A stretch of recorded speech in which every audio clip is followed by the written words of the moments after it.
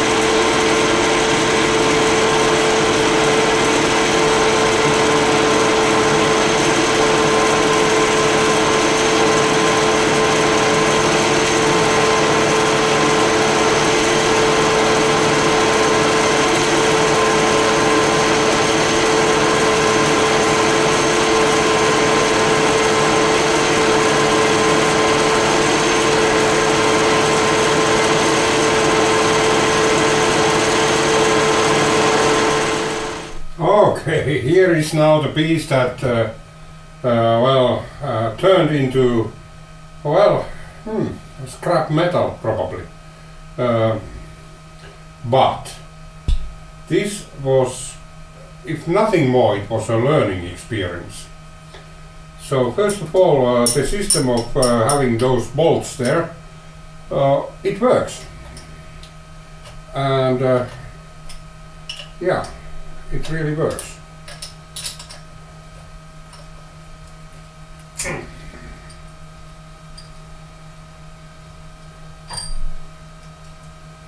And yeah. Oh man, looks nice, but it's totally wrong. One interesting thing is whether this gear ring goes into its place where it was designed to go. So let's put some oil there first.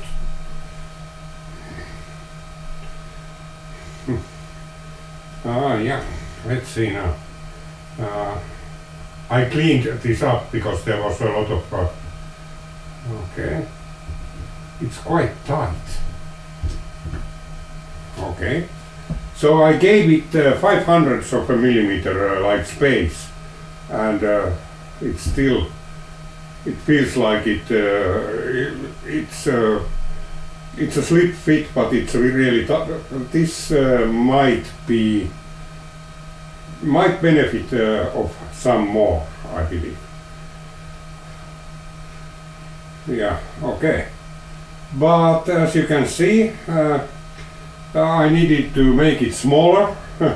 This should extend beyond the rim, the edge from there.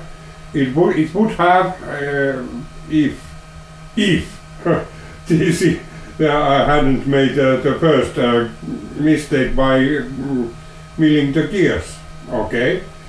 And my 9mm drill was the second one, which is a really stupid mistake.